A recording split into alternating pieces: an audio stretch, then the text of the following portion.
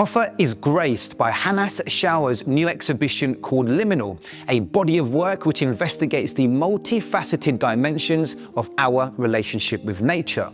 Now, Hannes is very well known for his contemporary style of art, which explores the intersections of nature and urban life, characterized by a blend of realistic and abstract elements which reflect on environmental themes and our impact on nature.